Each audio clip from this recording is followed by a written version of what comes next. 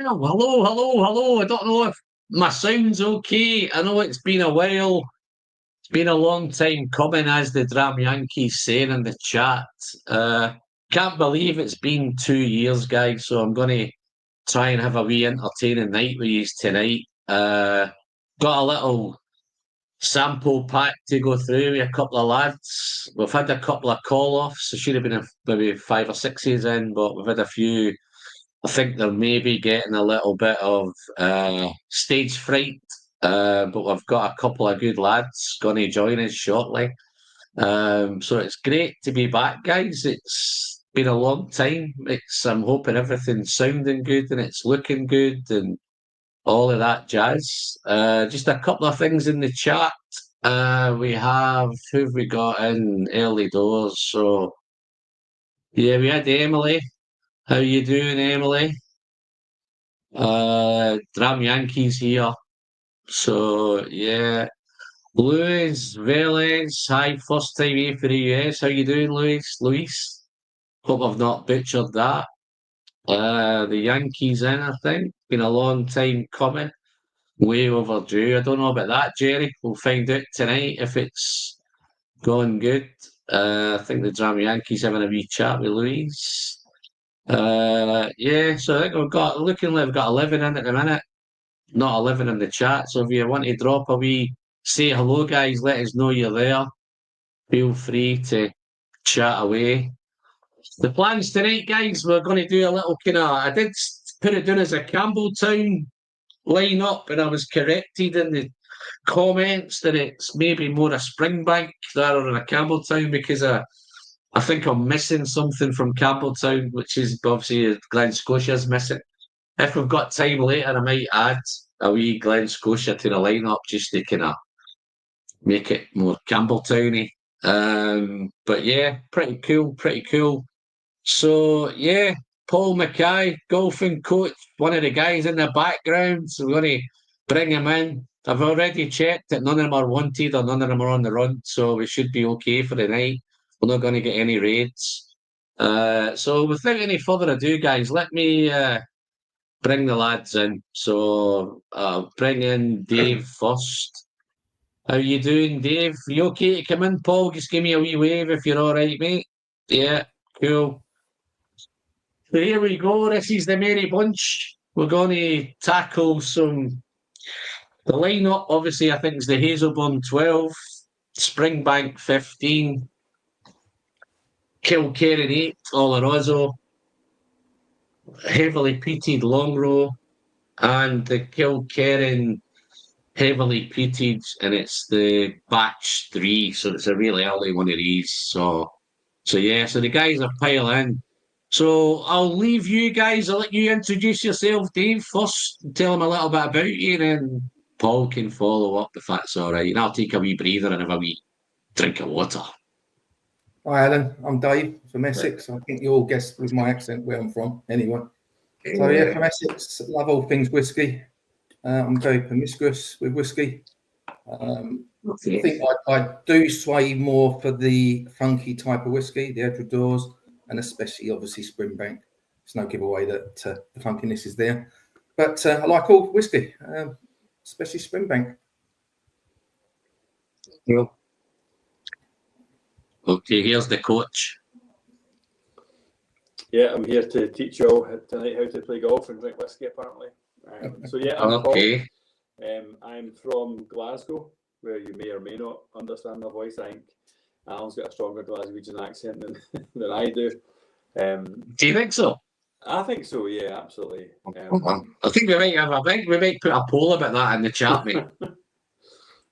So yeah, I'm fairly new to whiskey, maybe 3 or 4 years now, and I was more of a kind of Speyside kind of guy. That's where I got into my whiskey. Loved a sherry cask. That's how I got to kind of know Alan and stuff.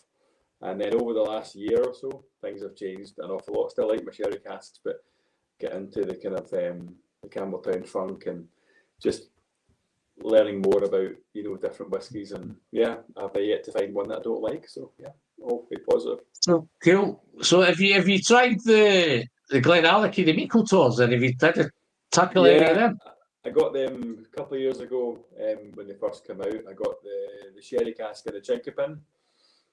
I've tried both the original and the turbo, and yeah, I really liked them. At first, I wasn't so sure, but as I got through the bottle, became quite good. I actually just finished off the two of them, maybe about 2 or 3 weeks ago. So yeah, looking forward to diving back in, see what else I can pick up. Well, they're easy enough. Okay, yeah, got a couple of bottles there. I've got a kind of talk about your golf thing. Have you been following the Dram Yankee? No, the Dram Yankee, the Dram Caddy. What about the Dram Caddy?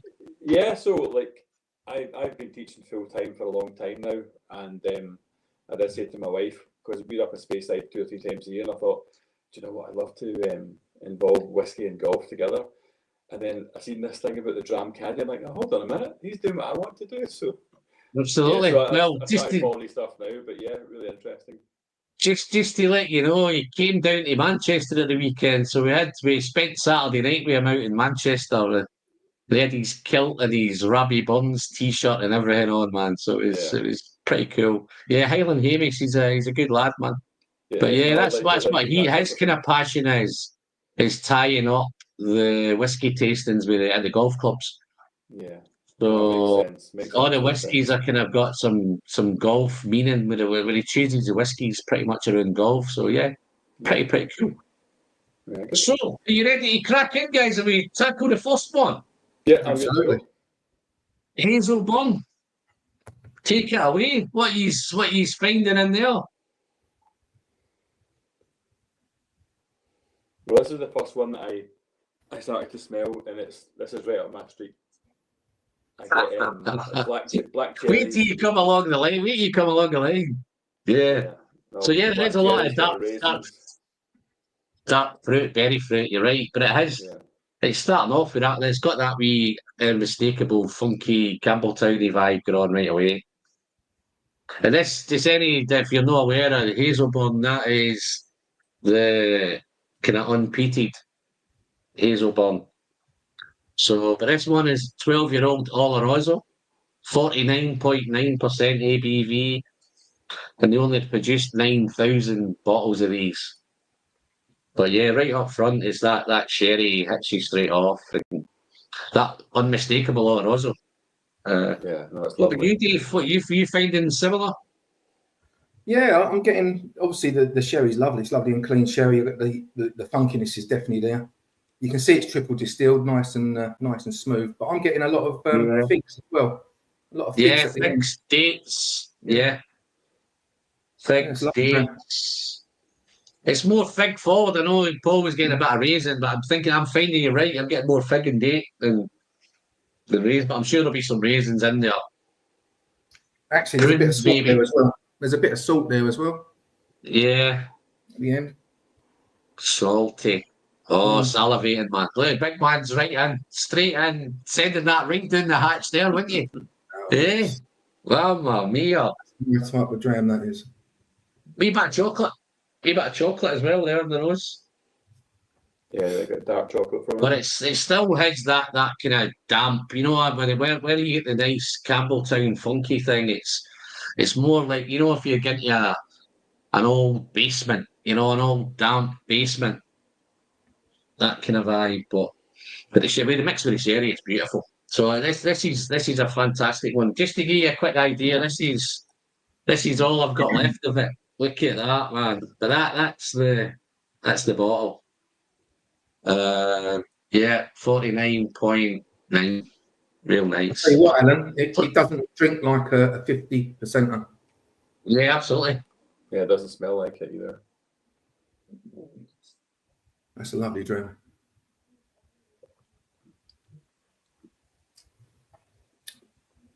For all you geeks out there, this one was bottled on the 17th of November, 22. So maybe it's more spicier on the palate as well. Yeah, I get no Campbelltown from that. Nice wee spicy. I think it's more Campbelltown on the nose than it is on the palate. I think as you go through them, you'll tend to find more of the Campbelltown thing will come through as we go through work our way through these. Yeah, I wouldn't pick that up as a Campbelltown. You're not getting it on the nose, Paul? I'm not. No, not yet. No. It's lovely. It's That's very the beauty, Speyside to Paul. me. That's it. Okay.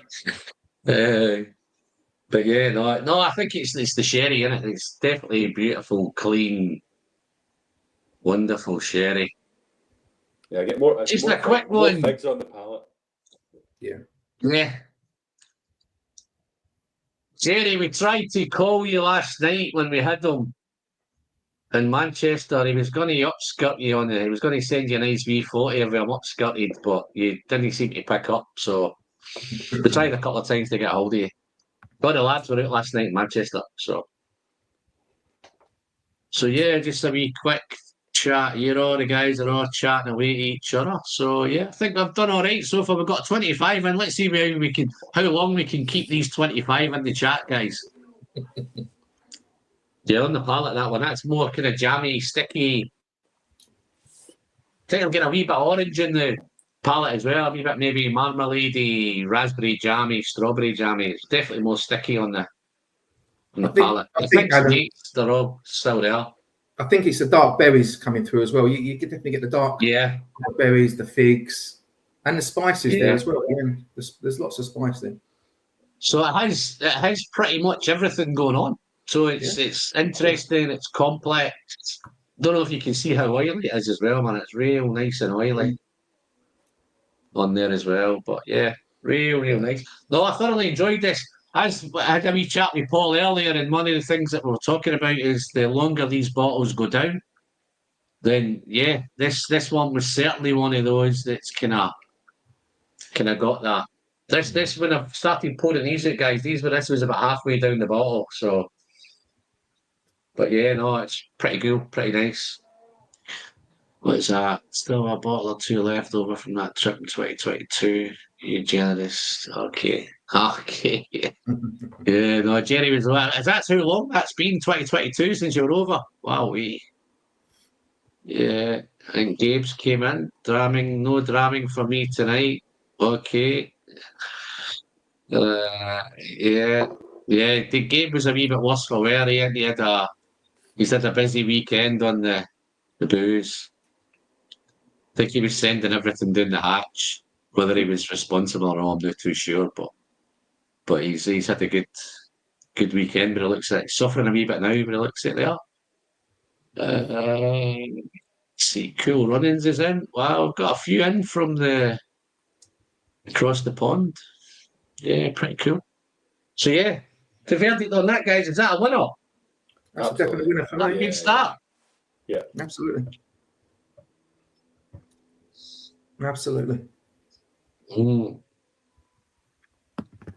Jammy, sticky, dry, fruity, puree, the dark berries. Figs and dates, it's got loads going on, man. Wow.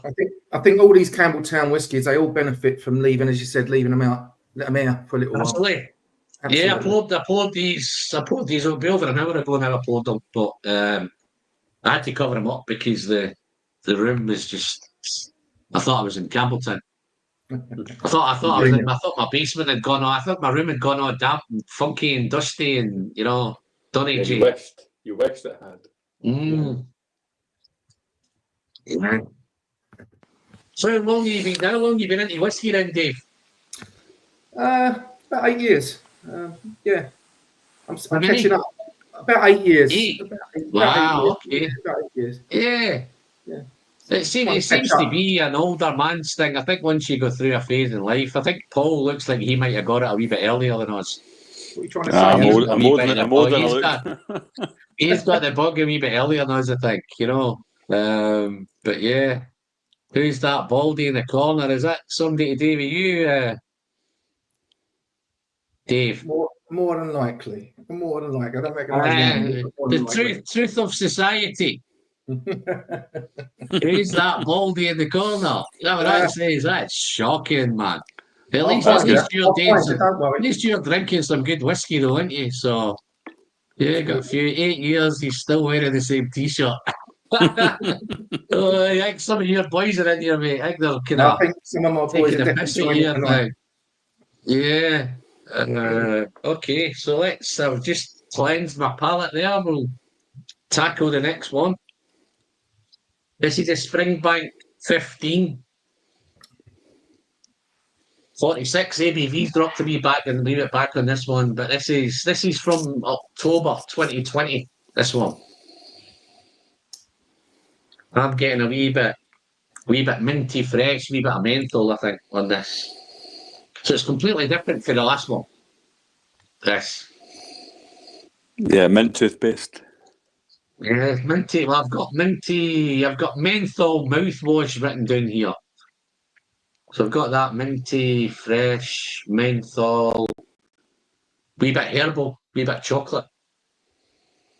Yeah, I'm getting a bit of honey as well on there as well. A little bit. Yeah, definitely honey, mate. Yeah.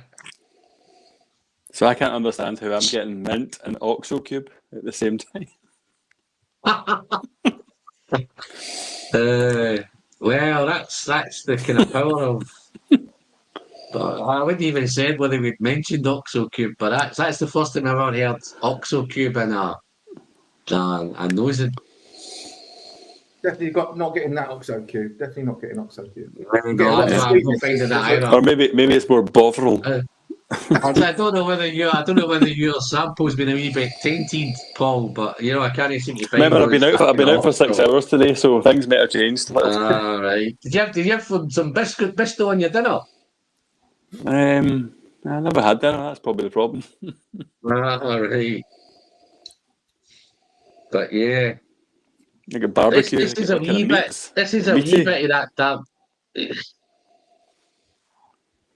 I'm getting more herbal and more menthol than meaty, but I could be persuaded it's that wee bit meaty. But that old damp basement thing's a wee bit there as well. There's a wee hint of that in the back of it as well. That kind of damp tonnage. This is a wee bit fresh, minty. The minty's the main thing on the nose for me.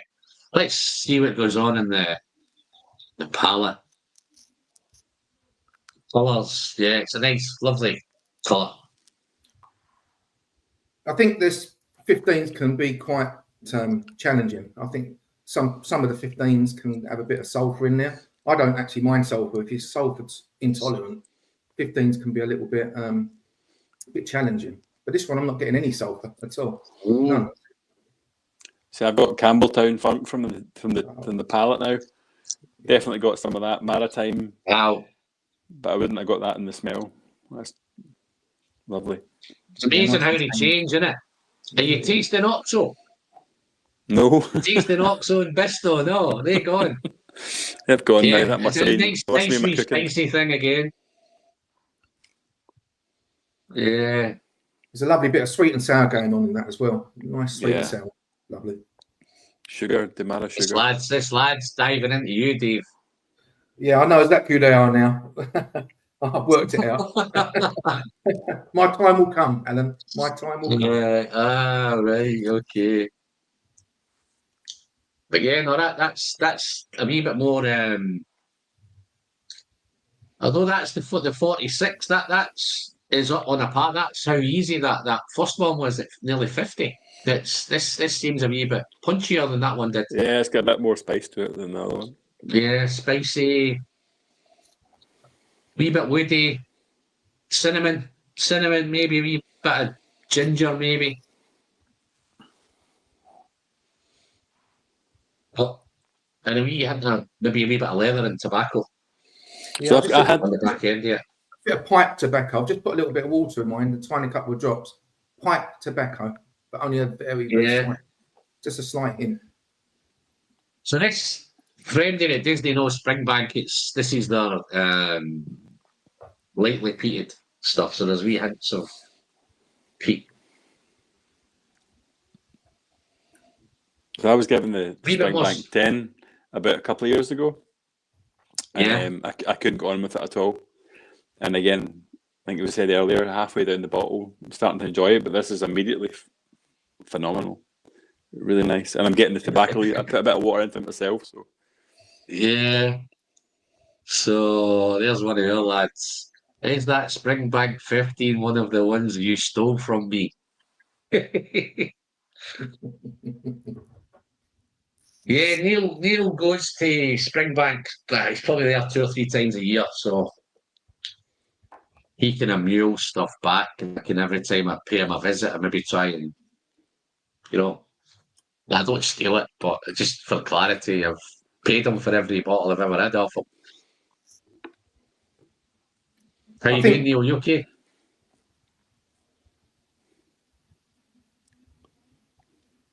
So what I might do at the end of this, guys, I might get you to maybe do a 1, 2, 3, maybe see how you what your preferences are and see how that marries out. See if we can get a winner.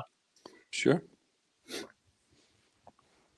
I'm not sure what the ppm is on these 15s. It's going to be low, isn't it? It's going to be quite low. It's not a heavily peated whiskey. Probably low 20s. No, I think as I say, it's lightly, so I'm not too sure what the phenol content is, but if anybody in the chat knows what kind of peat levels that they do it to. I think it's definitely sub 20s. It might be even 15. You know, Gabriel's just done the Springbank school, so he might be able to enlighten us to the levels that they kind of do that at.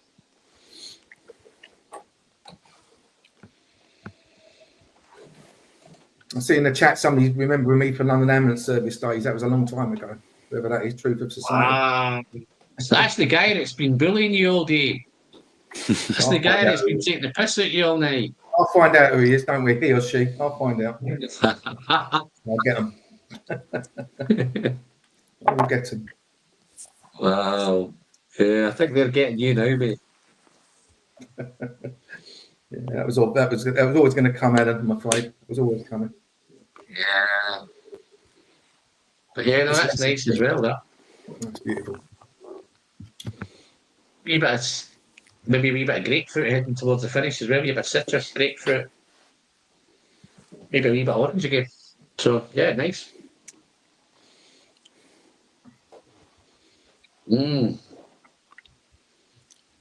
Wow. These are nice. You can see Just to enlighten you guys in the chat, the idea of these little packs, have you started putting together some packs? This is obviously, I did label up as a Campbeltown one, but it's more like a Springbank one. I'm open if anybody's interested and wants to kind of do these little packs, or they want me to purpose build any packs together. I'm happy to do that. This one went quite well and it sold out pretty quickly, so I was quite chuffed with that one. So I have got another one. I'm going to another one later, which I'm going to do this month for February. But I'll go through that a wee bit later. I'll crack on with this one. But if you're interested in maybe group tastings, or the idea was to do this with the guys who bought them, but a couple of the guys said to me, why don't you do it on YouTube as a live on YouTube, which I thought wasn't a bad idea. So here we are. But I'll come back to the packs a wee bit later, guys. I don't want to kind of dive in and pitch them too early, I'll let you get a few drams. So sit down and pour yourself some nice whiskies and join us, guys, yeah? So, where are we going now, guys? Kilkerran, eh? Kilkerran 8. This was, I think this is batch 9, I think. Kilkerran 8. Thinking there might be a wee hint of sulphur in this one, Dave, but it's faint. Ooh. That nose is yeah, nose is beautiful. 57.5. Thinking this was a 2023, I think, if I remember right. 2023. Yeah, 24th of January 2023. This is one of the recent ones. I think there's been another one since this. Alan, this is all about sweetness. Sweet peat. Yeah, oh yeah, sweet. Well, yeah, I think they're gonna get sweeter as we go along, mate. I think the sweet peat's gonna come in as we go along the lineup. But I love a bit of sweet peat, as you know. I think that mix of peat and sherry's fantastic, but for me, it's right up my street. This is probably one of the The first Kilkerran 8 that I did is probably I went gaga on the review. 2019, I think that one was. I think that's the daddy of the Kilkerran 8s. I don't think they've quite hit them scales since that one. That was the heavily charred one, I think. So my awesome. mum and dad just used to have World War II books, old leather books, and I get that from that with a sweet absolutely kind of taste from the back. I get 100%, mate. Maybe a wee bit of smoky ham in this one, mate. You get any meat in this one? a little bit of meat, yeah. It's a wee bit hammy. It's a lovely, lovely nose. And then the same thing with that toasty, is a toasted marshmallow thing going on and all. That's where I think the sweet thing's coming in that road. What did you say was the ABV in this one, Alan? 57.5. This is cast strength, this one, Paul. And Alan, answer to him 1, 2, 3. I'm 17 years old. How old am I, Dave? Say that again. I know exactly who you are. 17 the truth of this, is this the guy? The question for all three of you lads. What's the best whiskey you had? Personally, think it's the Woodford Reserve Double Oak for me. But I'm an old geezer. Okay. He's obviously easily pleased if the Woodford Reserve Double Oak is his best. You should buy a pack off me, mate. And I'll send you some proper whiskey, man. This is the best nose so far by a country mile. Country mile. The Dram Yankees says pack me, man. You're too far away, you are, man. It's Las Vegas. They'll never get to Vegas, man.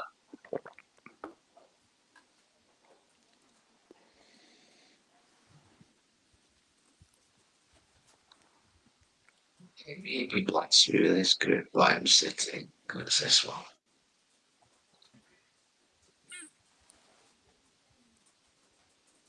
Sitting here with a Jack Daniels twice barreled single malt. Yeah, no, you know how I like the old, I like them proper Jack Daniels that you guys get in America.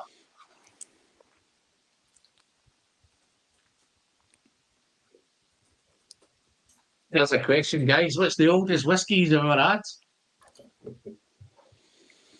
M1235. Well, we were at Robert Graham does tastings, a kind of cigar and whiskey tasting. We went to one last year, the year before, and the Tomatin Distillery had found some Japanese whiskey, and it was from 1938. Wow. But their warm-up drams for that night, we had the Tomatin, we had a 25, a 38, and a 40. There's the 3 warm-up drams before that, so, but I was only 2 years into it, so not lost on me. That's a good start, man. It was probably wasted on you at that early. No, it absolutely was, because we were driving along the M8. I had to stop on the way home to Glasgow to go for a wee whittle. So it was the most expensive pee I've ever had in my life. But it was a good night. It was lovely to get that experience and watch people who know what they're doing and watch them. But yeah, that'd be my oldest, officially a 40-year-old, I guess. I'm not sure with the one from 38. It was dubious; they weren't sure. Yeah, Japanese. You'd never be sure, can you? For the Japanese. No, exactly. Very generous there, Jerry. Thank you very much, mate. Yeah, I'm sure I'll be able to look after you, mate, at some point in the road. I've got a whiskey with an E thing going on here. What's Alan may have a watch Peppa Pig, man. He's fucking turned on me now, I think. I should have sent him an invite, you get him on, man. I agree with Alan with the nose. I wasn't having a nose initially, but it's phenomenal. And then a little bit of water to it. Yeah, no, it's wicked. And this is the thing with these 15s is they vary from time to time. They're different. I think this one's got a wee bit more bourbon in this one. I think this is more kind of bourbony. That's the one there. I think that was 2020, that one. Oh, let's have a wee taste. I've not tasted it. I was too busy. I've forgot to taste it. I've just been nosing it, nosing it, nosing it. Alan, tell me if you get any coastal out of this. I'm back to my salt again. I'm getting quite a bit of salt on the taste, on the palate. I didn't get any kind of salt until I added water. And then when I added water, I could really get the kind of medicinal, maritime kind of stuff from it. But it didn't have that at all. That's big and punchy. But that dry arrival. Dry, punchy, spicy. But again, it's fruity. Bit of red fruit. I'm getting a bit of salt, guys. I'm finding a bit of salt in it. It's a bit salty. Yeah. Sea salt. Maybe a little bit of coastal oil. Dave. And then as it's going through, it's going to be a bit more kind of candied. A wee bit more confectionery, sweet shop kind of vibe.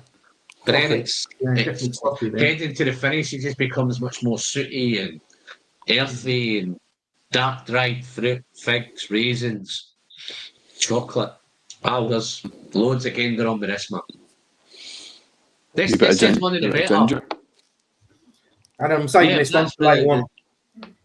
That's the one to save. Yeah, no, I think I've got a couple of bottles of this in the stash, man. Sure, I've got a few of these. Do we? That's good. It don't take long to drive up to Manchester. I think I do. Yeah, Swan.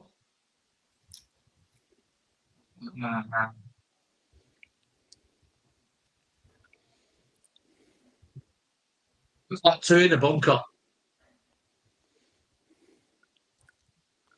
I've actually got two. I think this is the one before it, I think, and the one after it. Yeah, I filled my boot. It's my last trip to Campbeltown, I think. Filled my boot. Did you go to the festival? No, I think Dave's planning it this year, I think. Yeah. It sounds pretty good, eh? That's awesome. It's just an awesome time up there. This one just hangs around forever. This one. You're right with the candy store as well. Lots of toffee there as well. Lots of sweet toffee, candy, sweet kind of confects, but it's sweet peat again. That sweet peaty mixed with that salty. There is definitely some coastal. Yeah. Salty, coastal, maybe some salted caramel, maybe something like that. Salted caramel thing. But again, it's sooty and it's earthy. Super. Yeah, beautiful. Best one so far, Alan? Best one? Okay.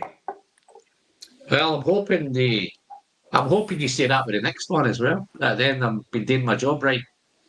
You know, so this one coming up next, to be fair, guys, we did one of these blind. One of the lads, Neil, that was in the chat, sent us a set of these blind. And I think, if I remember offhand, it was the Springbank 10, Hazelburn 10, the Campbeltown Lock. Was it Campbeltown Lock? I don't think it was Campbeltown Lock. I think it might have been Campbeltown Lock. And we had a Glen Scotia double cast in there as well. This Longrow Peated and the Kilkerran 12. That was the kind of the lineup. 6 of us doing it. This was the winner, which blew everybody's mind. Blind. Heard of that? We don't know what we're talking about. Yeah, that is nice. That it's been a wee while since I've been in this. Alan, have you had the 18 this year's 18 Longrow? No, I think the last two I think the two that I had was the 22 and 23. I've not had. Both of them are awesome, man. Yeah, it's getting better. Both of them are awesome. Now, but this year's is the best. It's fantastic this year's. Yeah, I never got up this year. I'm sure Neil might have one for me. He might want to sell it to me. Sure, Neil will have one in his stash. Yeah, no, that's nice as well. That super. So we're blitzing through these guys. Might get an early night tonight.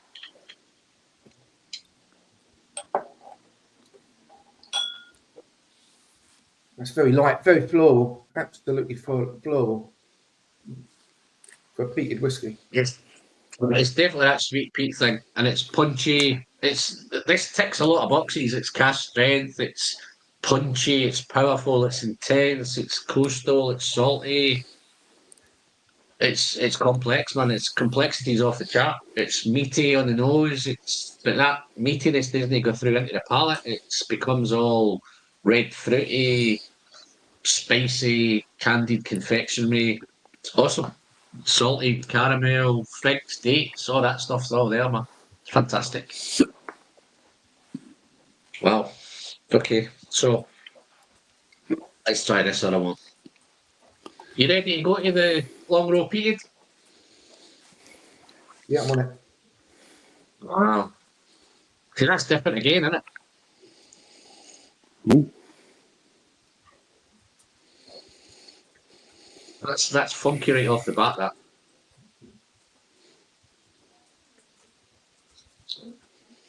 Something was telling me that was going to be even more peaty than what I'm getting now, but it's more kind of veggie. Wow. This one here, I think there's no age statement on this one. This is, don't quote me on, I think this is double distilled, this one. Malted barley has been peat dried for 48 hours, which I think it seems to be a kind of good length. Tropical fruit, pineapples, mangoes, melon, apricot, loads and bags of fruit. And a wee bit of smoke in the back for this. Yeah, light smoke. Yeah, I've just looked this up. Right. It's 55 ppm. It doesn't taste like that. No. It's definitely Yeah. light, but for 55 ppm. Yeah, wow. Beautiful. I get a little bit of custard out of it. Yeah, definitely. Toffee, Mixed with vanilla, Mixed with vanilla oxo. custard maybe. You leave my oxo cubes out of this, okay?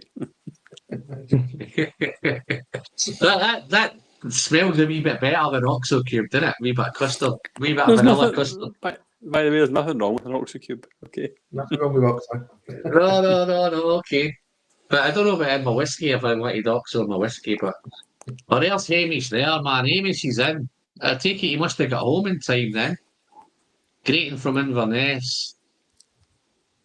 Yeah, we're just talking about you earlier, Hamish. Paul's a golfing coach, so he says you've nicked his idea about mixing whiskey and golf, man. He's jealous of you. No, Good. I wanted to nick his. I'm jealous of him. Yeah. Not sure about his backswing, but yeah, he's doing a great job. Yeah. Paul, you getting that funkiness on this one? I hope you are. I am. Yeah. Absolutely. I was amazed at how tropical this was. Tropical fruit and that mix with the peat and the tropical notes. What were the cask on this one? I've no idea, mate. I think it's There's got to be some bourbon in it's there. NES in it. It's not an age, but yeah, I think it's predominantly bourbon, mate. There might be a wee hint of sherry in there somewhere, but I think you're right. I think it's more because you're getting the toffee and the vanilla notes and the custard. I think it's a wee bit more bourbon influenced. This one. I think this changes. I think when you've obviously Dave's dived in. Have you had a try this yet? Yeah, getting it. I'm getting. To be honest, I'm getting fizziness as well, and I don't often get that. I don't get that with Longrow. Normally, I'm getting a little bit of fizziness at the end. In fact, I'm getting a lot of fizziness now. There's definitely fizziness there at the end. I was putting on it. It's dry, sooty, ashy, but it's silky, velvety, syrupy, honey toffee, sweet peat, tropical, coconut, pineapple. Also got that, the fruit, there's that much fruit in it, is that kind of, you know, when you get those tinned fruits, and you've got the tinned kind of syrupy, juicy stuff in it. It's very, very much like that for me. It's very With that wee tropical. bit of smoke in the back of it, man. Wow. Nice dram. So you can tell the ABV's dropped back. That's probably where it's suffering a wee bit now against the Kilkerran 8. Yeah. It's back to the 46 again. So, but that's lovely and drinkable and approachable, and even I'd even think if you weren't really into peat that much, and somebody told you this was heavily peated, it'd probably put you off a wee bit to start with. But I think if you nosed it and tried it and sipped it, I think you'd be okay with it. Yeah, it's very subtle. The peat.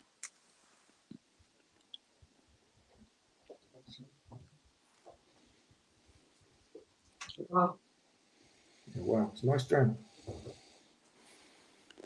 And this is the easiest to get a hold of.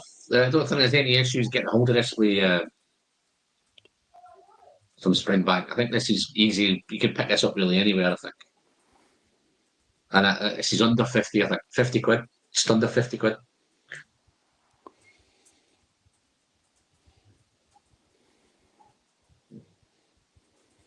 I'm finding this a wee bit more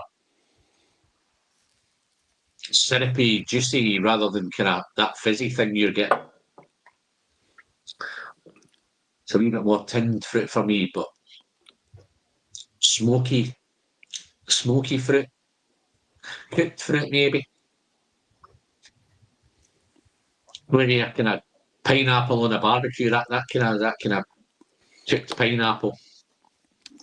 A bit of caramelised. Yeah, well, yeah.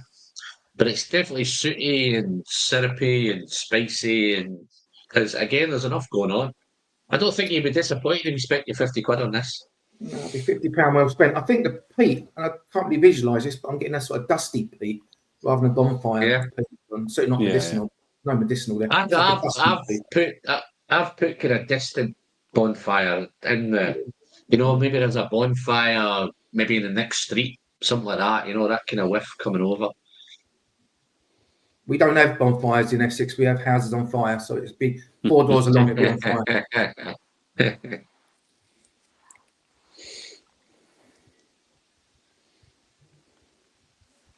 That's nice. Very nice. I'll tell you how much I've enjoyed that one and finished that one. That just goes down so easy, man. Dare I say that might be a dangerous trap. Okay. I'm just going to, before we do the last one, guys, I'm just going to hijack the proceedings a wee bit because I'm going to push this. I'm going to pitch this next sample pack. So I've had some cool. What do you think of the boxes, guys? I had some cool little boxes printed. Yeah, very good. I think if I go and buy any more, I'm going to tone down so that I get all the whiskey friend thing on the bottle. A lot of it's all kind of around the box at the minute. But yeah, no, these are the little packs, guys. This is the next one for February. Again, it's 5 drams again. I'll just winch through these. Let me just let's have a look. So on this one, I've put on the bottom here what's in it. So it's going to be the Glenallachie 13 Madeira wood. So the idea of this pack, guys, this obviously was a kind of, I originally thought it was a Campbeltown pack, but it's more a Springbank pack. But this one here, I've done it more kind of wine and sherry and peat. So I've got the Glenallachie 13 Madeira, 48% proof. I've put an old Perth blended malt, and that is 53.4 in Manzanillo finish. I've popped in a Chalton whiskey, so that's local to me here in Manchester. I don't know if you've had any Chalton whiskey before, but this is a Glenord 57.9, and it's first fill Oloroso sherry casks, and it's only one of 252 bottles. This one, so it's pretty cool. And then this one probably should have been in this pack, but this is a Glen Scotia. Icons of Campbeltown, and it's the second release, the Dragon, and that is finished in Barolo red wine casks, and it's medium peated, and that again is limited edition as well. But I think that you can still buy that one. And then one I'm quite cool at the minute is I've popped a James Eady in. I don't know if anybody's dealt with any James Eady before. So I've got a James Eady Kalila 10, and that's finished in Palo Cortado. So I'm a wee bit of a fan of Palo Cortado these days. So that's the next packets available for Feb, guys. So if you want to dive in and pick up any of those, I think there's an email on the bottom there. You can contact me, and I'll talk you through any prices and costs and all of that kind of stuff. So that's pretty cool. What do you think of that pack, guys? That sound all right? Sound interesting? Very good, yeah. Cool. So, let's dive into the last one. This one's a wee bit different. This is... what's the word I'm looking for? I didn't have a word in my mind with this. This is a wee bit crazy, this one. A wee bit out there. That's cheesy right up front, innit? Cheesy biscuits, cheesy crackers. Well, that's mad, that. Mad. Yeah, there's loads going on there, Alan. Ginger, Absolutely. lemon with the peat, loads of ginger, loads of lemon. Yeah, so once you go through the cheese, you get to lemon, some lime. Yeah, you always find with the Kilkerrans, the lemon note is usually quite prominent. I think that's definitely a characteristic of Kilkerran. Lemony. Even the Kilkerran 16 there's that lemon vibe. Maybe not as prominent on the 12, but there's still definitely a little lemon thing going on there in the 12. Let's pop this chat back up. What have we got here? Had to subscribe and hit the like. Well done. Thank you very much, Bruce. Guys, if you've not hit that like button, man, do me an old man a favour and hit that like button. I know we all get carried away and we all forget about it, but yeah, no, this is definitely a wicked nose. This one is the batch 3, so it's one of the really early peat in progress ones. They don't really call them peat in progress anymore. They're all small batch now, but 59.7. I think this is the biggest ABV of the night so far. I'd probably say that's definitely cast strength as well, but sweet peat. Again, that tropical, a wee bit of pineapple again. But this is a wee bit more malty and biscuity and maybe a biscuity pastry vibe. Definitely lemony. This one comes It's in more at 80% fizzy. bourbon. Sorry, Alan. Have you tasted this one yet? No. This one's 80% bourbon, 20% sherry. So you can get the sherry, but it's very bourbon forward. Yeah. You googled that there, mate, yeah? No, I've got it in front of me, written down. Done me over. Right, okay. 80-20. But yeah, it's very vanilla-y and all that stuff. But I'm trying to find the sherry. It's there on the Maybe back a wee taste. hint. Yeah. Maybe a wee hint. I found this one more fizzy, Dave. Yeah, definitely. And oily as well, very oily. Mm. Most oily one of the night. There's loads going on there, Alan. Loads. Ooh. Wow. That's punchy, innit? Yeah, it's lovely. That's why I put the Longrow Peated in front of this one. This would have killed the Longrow if it had come after this. I agree. This would have bullied the hell out of it. Spicy and all, innit? Peppery, briny, buttery. The cheesy thing just seems to be the nose. There's no hint of cheese on the palate. Except it just disappears. You get Smoky, marshmallows salty. coming from it. Yeah, that again, it's a Kilkerran thing. Yeah. Some of them you get toasted marshmallows, but this is briny and this super complex. And this is where I got excited with the heavily peated because this one here was so complex and so out there, and it was big and powerful and punchy, and it wasn't going to break the bank. It was cheap as chips, to be fair. I think this was around about 50 quid at the time, I think, when I bought this. 50, yeah, around about 50 quid, I think.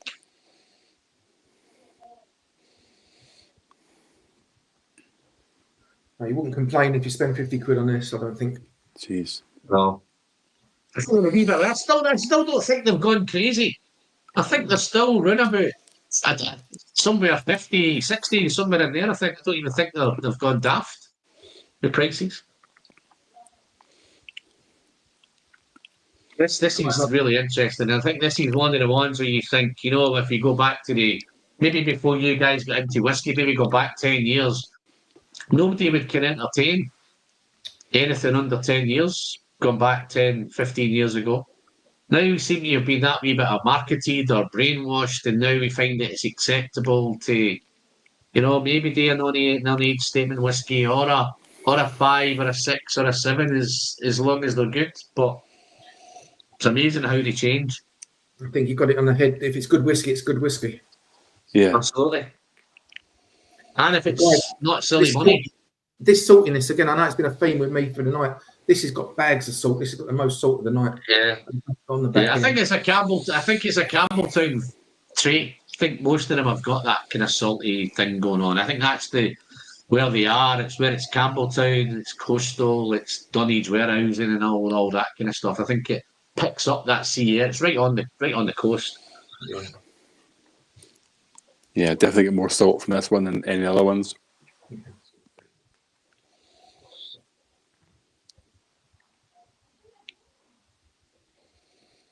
Now you could picture yourself standing inside a Dunedge warehouse drinking this. You're dead right, Alan.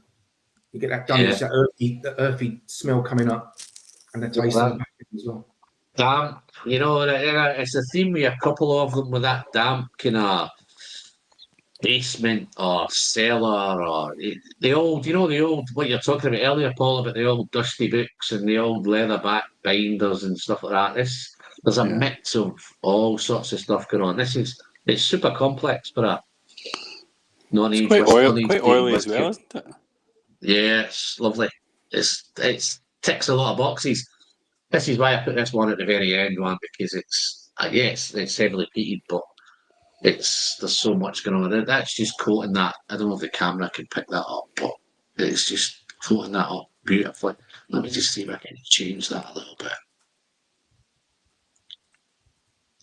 You can get super oily and thick and creamy, and it transfers into it's creamy and it's buttery and it's biscuity and cereal notes and all sorts of stuff going on.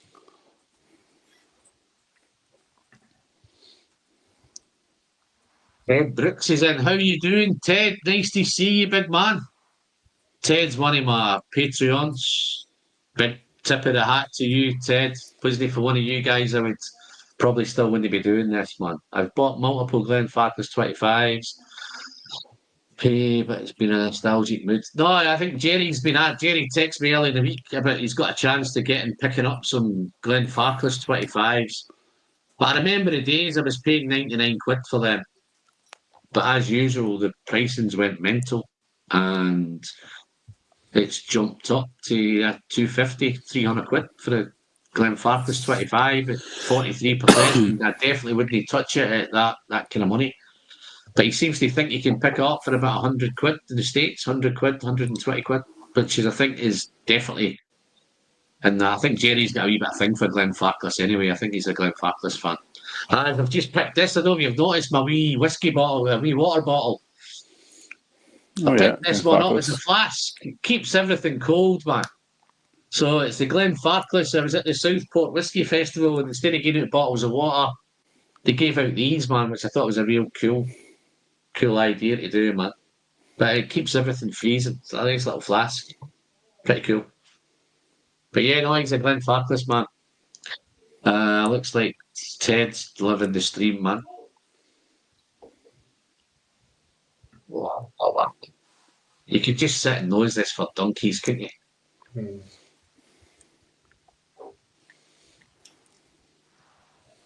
You like somebody picking up on my terminology.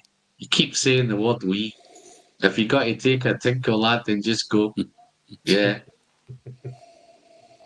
I don't need to take a tinkle, guys. I've got a bucket underneath me here, so I don't need to move, So in them days of the 9-hour live streams, that's exactly what we had. We had a wee bucket going on down underneath, which was all done silently. I never got cheese from a whiskey until I tried Bladnoch whiskey, Yeah. Okay. and that's the first time I've ever gotten it since. It's interesting to find out where the cheese. I'm not too sure where the cheese comes from. So, the other one I did do an Ardna Gherkin. It was called. That was the cheesiest fucking thing I'd ever come across in my life. Man, I don't know if you ever got to try that, Dave. Did you, the Ardna Gherkin? Yeah. I was going to say, if you want a bottle, you can have the rest of mine. That's a weird whiskey, isn't it? That's one weird whiskey. That is a weird whiskey.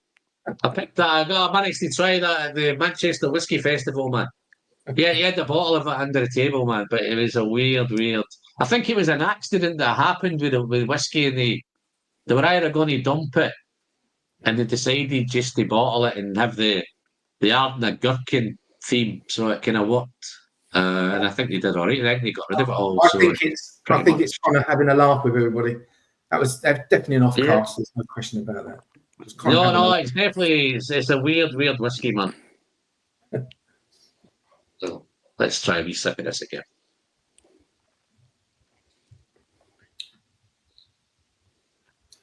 It's beautiful.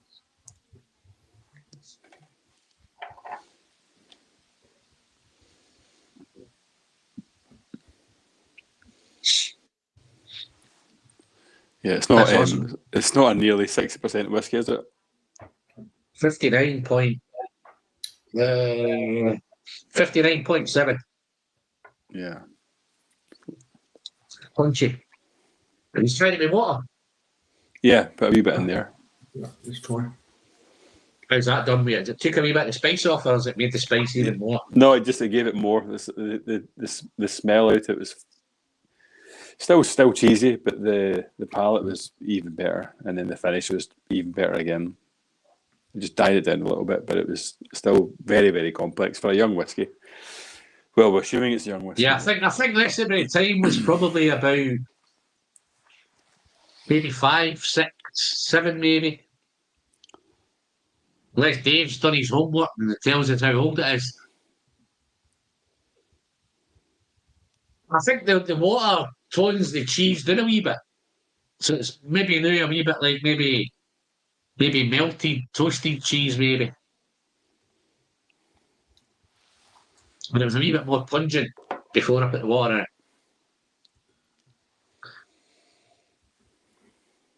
It brings the honey, a little bit of honey. There's a little bit of honey.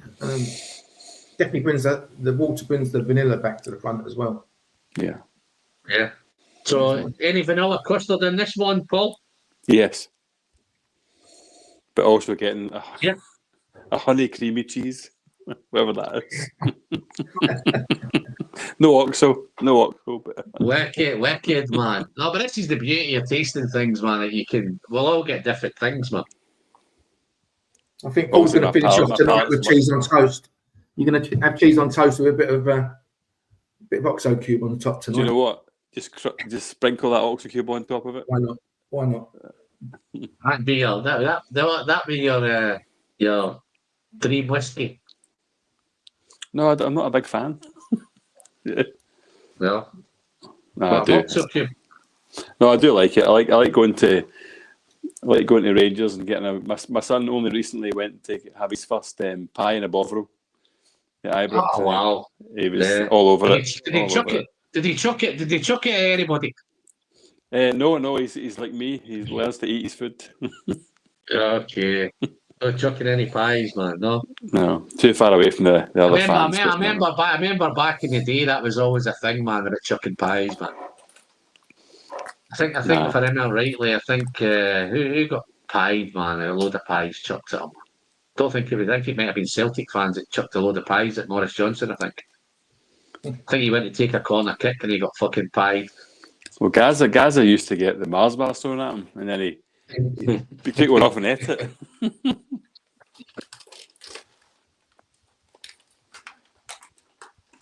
Yeah. Wow. Awesome.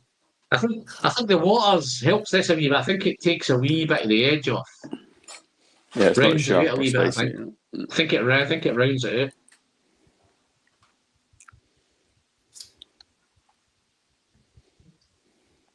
Yeah, I think Jerry's asking if we're going to rank these. Are you going to rank these when you guys are done? Yeah. Okay. So, what do you think, guys? Are you ready to rank them? Or you? Yeah, I think I've got mine already. Yeah. Yeah. I've changed a few times as I went through it, but yeah. Okay. So let's. Well, you can crack on then, Paul. What are you thinking? What top was 10 last? So the best one first. Let's do the worst one first, and Or then the best worst- one at the end. Well, of the top three, I think the last one we had there for me, the Kilkerran heavily peated, I had that at number 3. Okay. I just, it is, when you add water to it, it just was like a different whiskey for me. It's similar profile, but absolutely lovely. And then the Hazelburn 12, Oloroso Number cask 2? one. Yeah, that was number 2. I thought that was number 1. When as soon as I tried that, I thought that would be my one. Yeah. Until I had the Kilkerran 8, and that was just unreal. That's the best whiskey. You've got early into the year, Kilkerran. but definitely the heavily peated Kilkerran number 3, Hazelburn 12 was my number 2, and then my favourite one there was the Kilkerran 8, the cast strength. That was So lovely. if you were to place the Longrow and the Springbank 15, how would you do them? I think I would put Springbank at 4 and the Longrow peated at 5. And I feel Peated at bad for 5, a lot. okay. Yeah, I feel bad for that because it was absolutely lovely. But I got a little bit Yeah. more from the Springbank 15. Absolutely got more from that. Yeah. But yeah, that's where I The am. thing is, guys, there's no winners, and they're all great whiskies, man. They're all fantastic. Everyone. No, everyone was superb. Be interesting to see where Dave goes. Where are you going to go, Dave? Well, so we're doing 3, 2, 1, are we? So. Well, let's three- do the old 5, mate. Go 5 to 1. All right. Well, I can't believe I'm putting Springbank 15 at the bottom of that lot. But I think it's not sat in the glass long enough, to be honest. I normally leave it sitting for a good hour. I was a bit late in putting it in the glass. But 15, the Springbank 15, number 5. Hazelburn, 12. Yeah. Don't get me wrong, they're all good whiskies, these. Second from last, Hazelburn 12. Longrow peated, number 3. Kilkerran 8 was number 1. It's certainly on nose, it's number 1 all day long. Yeah. But that's the second favourite. Number 1 is the last one, the Kilkerran heavily peated. Kilkerran. People who know me, Yeah. it's probably on paper the one I shouldn't have gone for because I'm not a particular peat head, but I like that. So the Kilkerran heavily peated, number 1. So for me, I'm going to be a wee bit different again. I'm going to go with like Paul. I'm going to go with the Kilkerran 8 is number 1. The heavily peated number 2. The Oloroso Hazelburn number 3. Longrow peated, and Springbank 15. And it's one of them that you're amazed at how badly it's came out, but they're all great. Yeah. You know, and although it's came last year, I think a couple of us, I don't think it's a bad whiskey. That's a good number 5 whiskey, isn't it? Yeah. I wouldn't say no. Yeah, if you have that as your 5th one, you'd be chuffed, wouldn't you? Yeah. You know, no. you'd come out of there thinking I've had a great tasting, man. And did you choose these in a certain way? Because I think if we change them No, about, I it might be different. I don't know. well, you mean the order that we thingied them in? Yeah.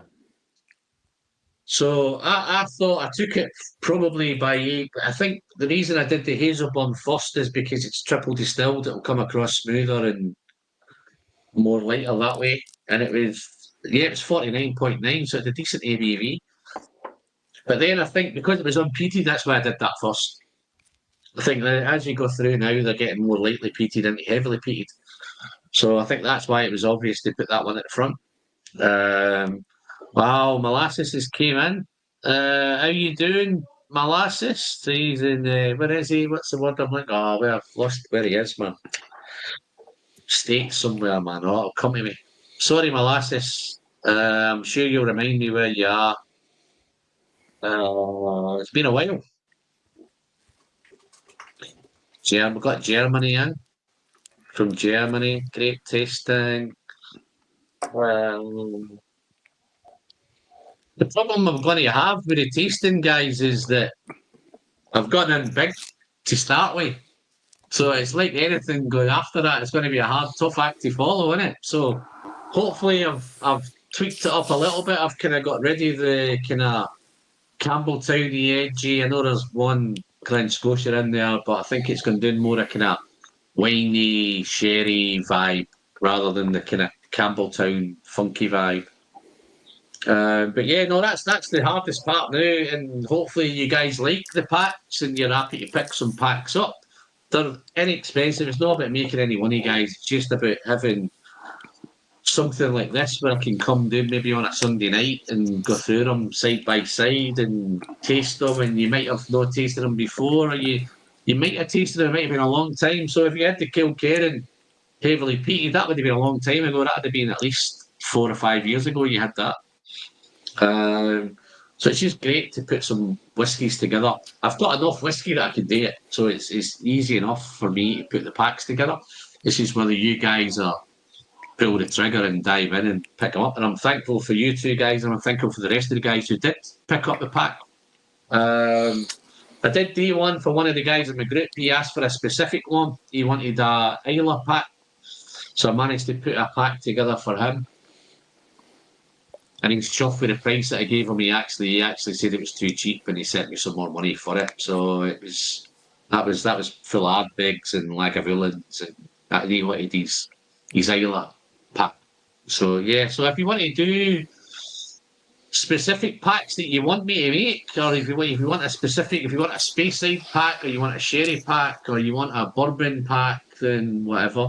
I've even got a nice wee selection of American whiskies there. If you want to do American whiskey, but if you're not into, the only problem is it's tough to ship them overseas. So I need to keep it kind of UK only at the minute, unless the shipping costs change. It's just mad to send stuff abroad at the minute. I don't know whether Brexit's done that or not, or Trump's doing it, or somebody's doing it, but the costs have just went through the roof. Yeah, so I think the winner tonight looks like it might be the Kilkerran 8. I think both Kilkerrans have done well, haven't they? So yeah. They've pretty much done too well. I think Springbank's the one that suffered. Came last. Don't tell anyone. So none of us seem to know what we're talking about, or this Springbank nonsense that's going on, man. So we've just found out tonight, guys, just for the guys in the chat, there's no need to chase any Springbank 15s, man. If you just can't see it on the shelf, then don't worry about trying to go to secondary and pick them up that way. No need. It's bottom of the pile. Pick yourself up a Longrow Peated instead. There's another one in. How you doing, Nick? Got Nick Keane, another Patreon. Cheers, Nick. I've got your whiskey glass here, Nick. I've got my New Zealand Glencairn, courtesy of Mr. Nick Keane. Unfortunately, Nick, it had the worst whiskey of the night in it. It had the Springbank 15 in it. So, but Nick's a peated guy, man. So he might be quite chuffed that the Kilkerran heavily peated came out on pretty well with the Kilkerran 8. Oloroso did pretty well. So fantastic stuff. Still cheesy, man. Cheesy biscuits and wow, fantastic. So, how you doing for time, guys? No rush. No, all good. No rush Will at all. I crack open make it a Campbeltown thing and crack it open not crack open, I'll pull over a bit of Glen Scotia. Will I do a bit of Glen Scotia? Just send it over, Alan. That's fine. Yeah. Yeah, okay. Let me see if I can transport it. How you doing for him? He's got any Glen Scotias at home? Victoriana all day long. I love my Victoriana. Okay. Have you got a Victoriana? Yep. What about you, Paul? Any Glen Scotia at home? I've only got what have I got in there? I've got Kilkerran 12, but I can go and get that. I did have the Glen Scotia, the Campbeltown Harbour, but we'll not talk about that. That's fine. Okay. Go and grab your Victoriana, Dave. I'll pull down some Victoriana when I was. Where that is about 300 foot away through 5 doors. So I won't go through that. Right, okay. I'll relish the thought. So I'll relish the thought of it. let me see if I can find a Glen Scotia. Give me a minute. Have a chat amongst yourselves. Hold the fort. Keep everybody active for me. Don't let me lose any punters while I'm away. We won't lose your punters for you, don't worry. Join Patreon, everybody. Join Patreon. He's a nightmare, isn't he? Let's not tell anyone, but he's an absolute nightmare of a guy. All this whiskey, we only get to try 5. How bad's that?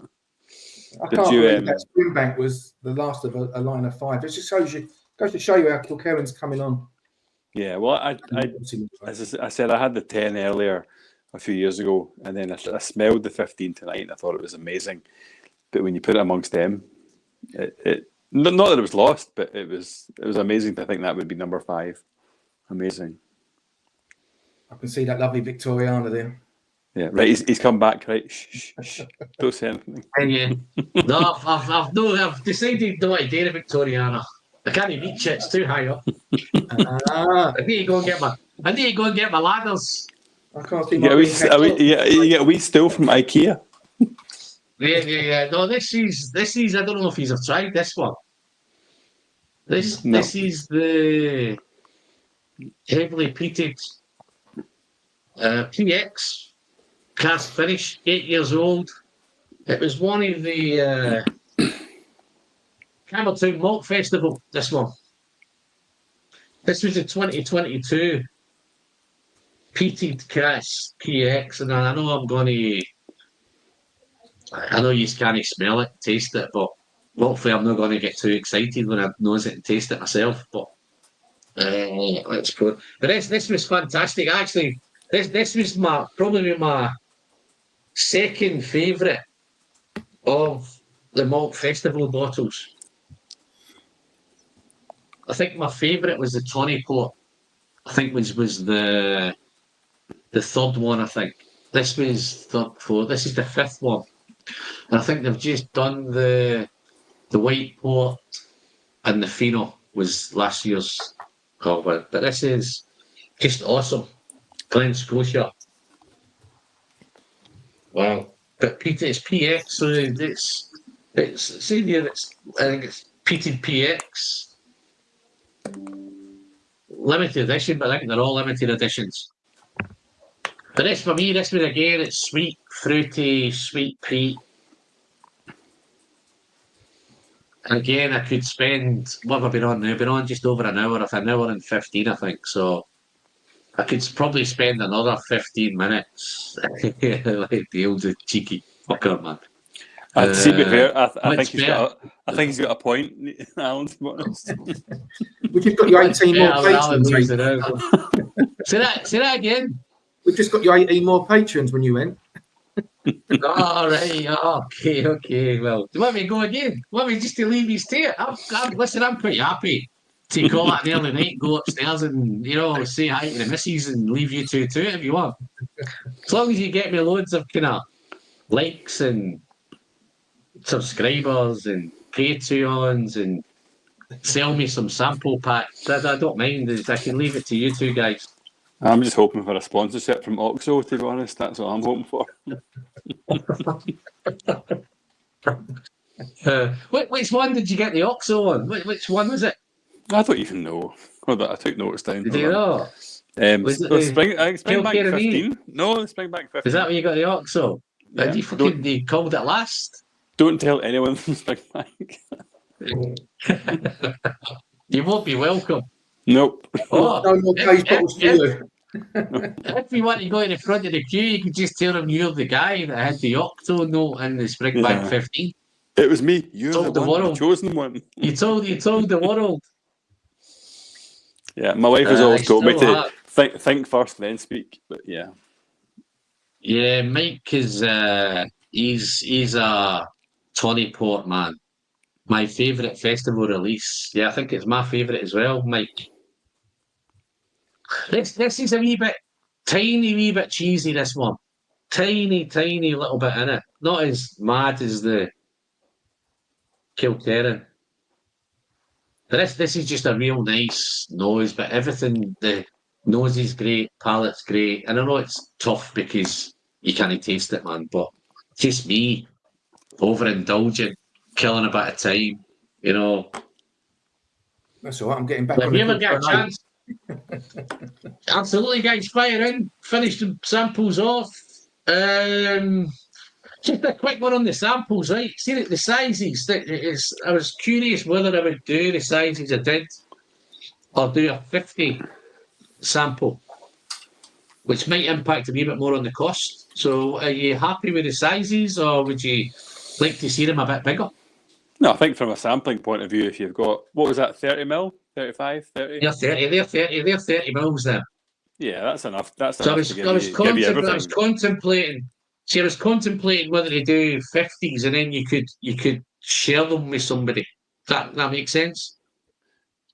So Yeah, if you had a brother or a if that was mate or your whatever. if that was your objective, then fine. But I think 30s is perfect for No, I what think if you're just I going would to need it taste for. them. Yeah. Yeah, if you're Absolutely. just going to taste them, then fine, the 30s are okay, and then it keeps the costs a wee bit more sensible. But if you go to the 50s, then you might buy a pack and you could date with your mate and have a night with your mate and whatever, do it that way. So I Yeah, was but you could give contemplating. people that option, say 30s for yourself Absolutely. or So, guys, 50s if for you your pal dive type into thing. the chat and let me know if you think 30s are all right, or would you like to see them in 50s? I don't know. So, but only just comment if you're going to buy some. But yeah, no, this is nice. Let's have a wee taste of this.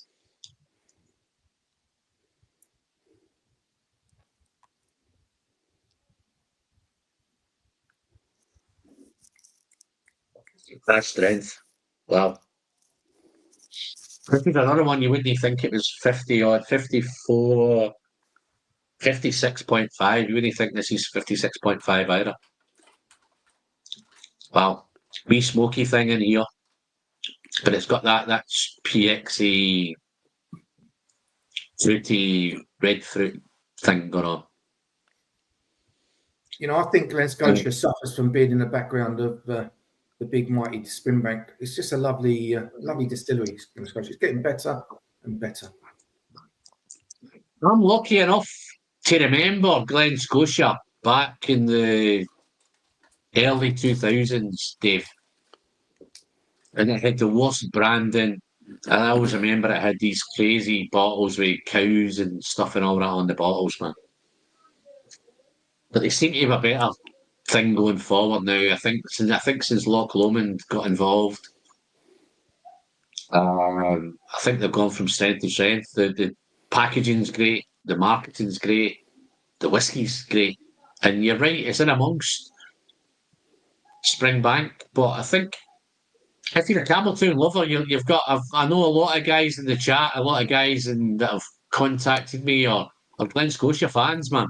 They've loved the Glen Scotias. The only thing now really is where the pricing goes with it, because I think the special editions are getting a wee bit to the limit where you want to, like that last Icons of Campbeltown is just touching 98 quid, I think. So it's just under the 100 quid mark.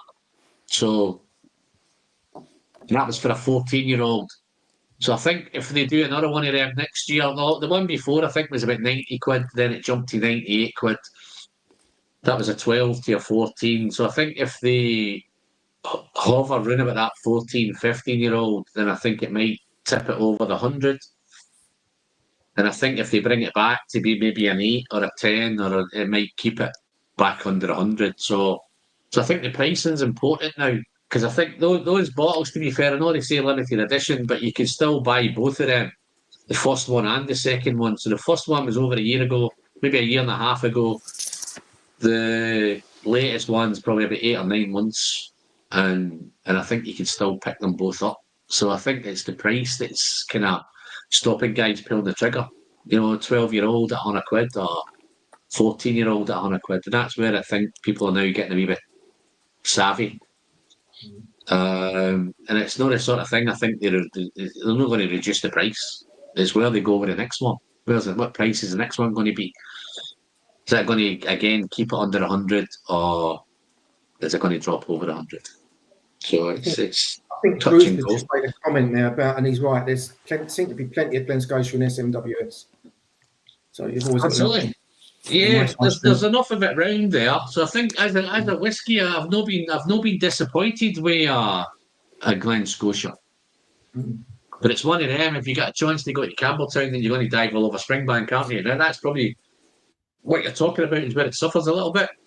So you hit Campbeltown, you're not going to hit Glen Scotia first, eh? You're going to head straight to Springbank, Kilkerran, and then catch Glen Scotia on your way out, Campbeltown, that kind of thing. But I think it gets a wee bit of a raw deal. I think it's still producing good whiskey. There's enough of it. There's enough varied stuff in there. There's PX, there's peated, there's unpeated. They're ticking a lot of boxes. Got that coastal vibe going on.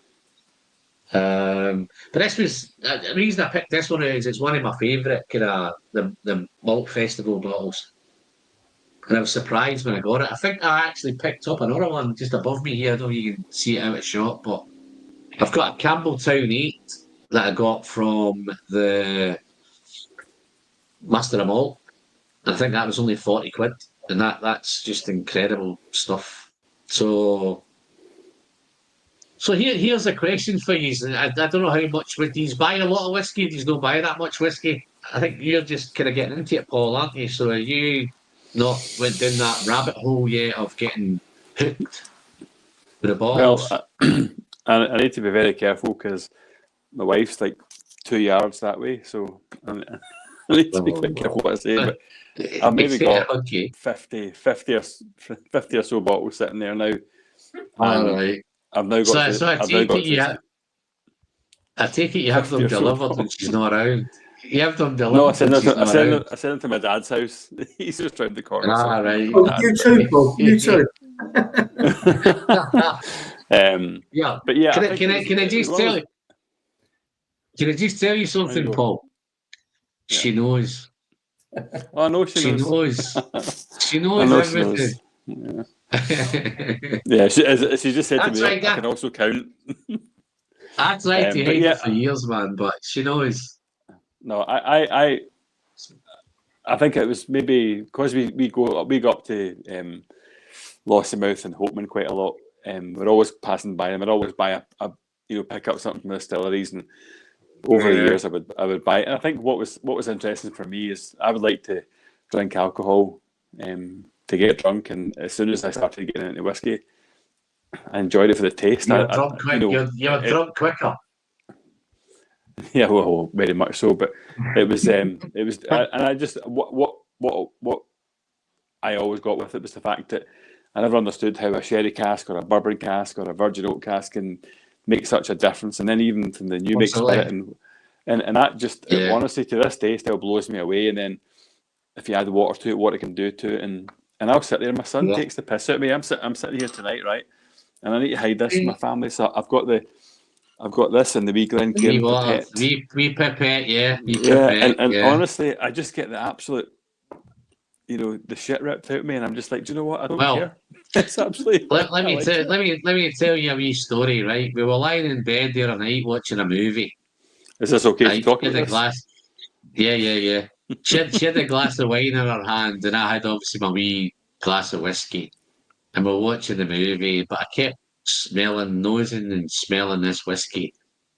And I don't know how long I was nosing it, but all I heard from her was, "Are you going to drink that, you weirdo?" Instead, because all I was doing was nosing the fucking thing. She says, "You going to drink that or what, you weirdo?" Yeah, well, there was more expletives, but I'll keep it clean. But yeah, and they don't get it. But it's one of them things you can nose it. Sometimes when you go through a whiskey, the nose is the best part of it. And then 100%. maybe you taste it, and you get a wee bit disappointed once you've tasted it because you're expecting so much from the nose. Yeah. And something the other thing is the palate is the main event, or the finish is the main event. So there's different, and that's the beauty of it. And it's parable to everybody. Everybody can have a different take on things. I'm just going to highlight here as well.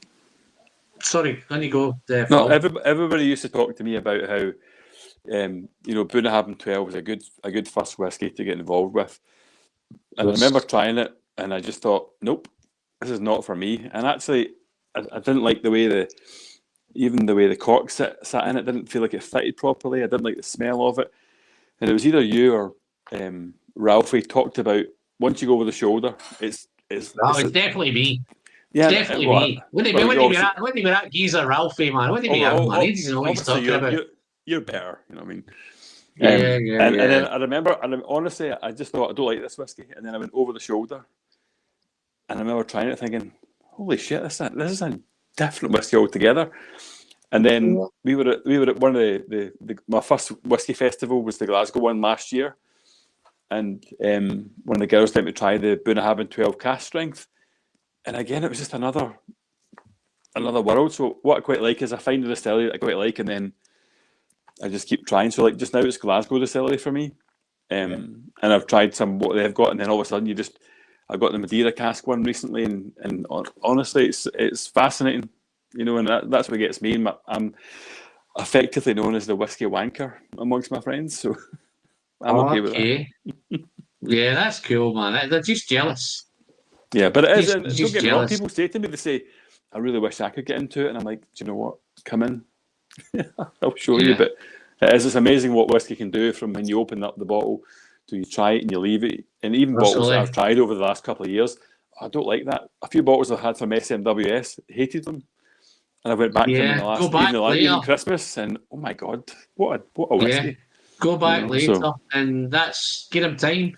Even like tonight, we're pouring these in the glass. If you poured them maybe an hour before you sat down to do them, then it definitely makes a difference. Same respect, some of them can have too long in the glass before you get back to them, but you just have to try and judge that. If you've got a bottle, then you can work your way through it. Same thing with water.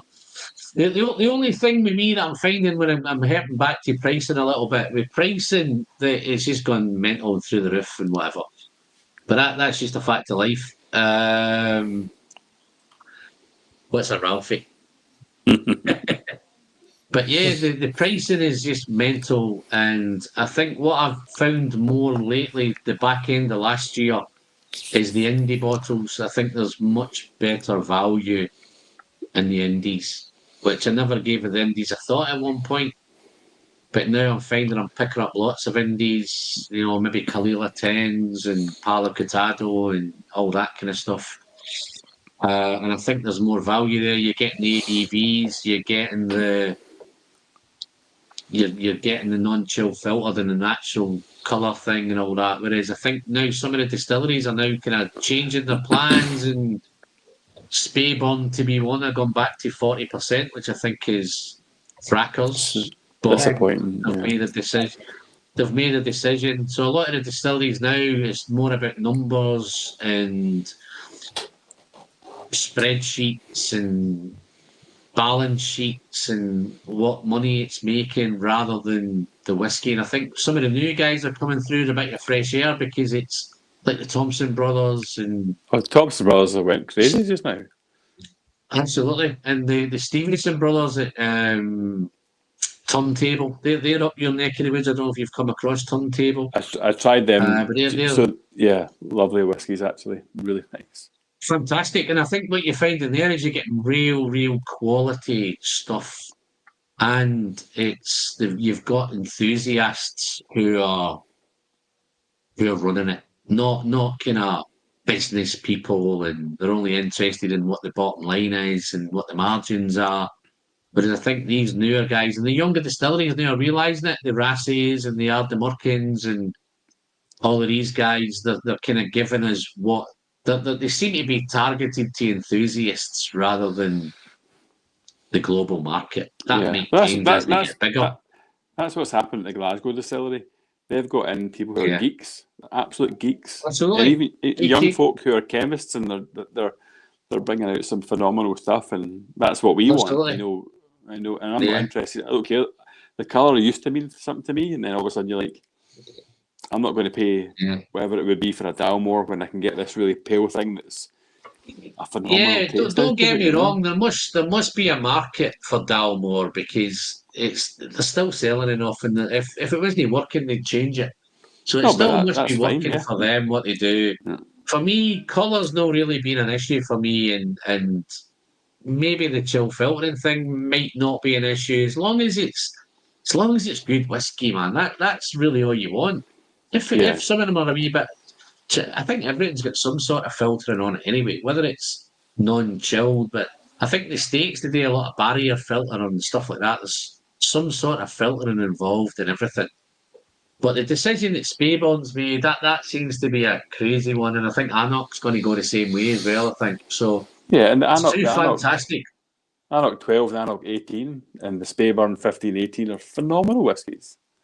Yeah, but I think the Anok 12, I think the 12 is chill filtered anyway. I think the Anok. Don't quote me on it, but I think the 12 might be chill because it's only. I think that might be 40% that one.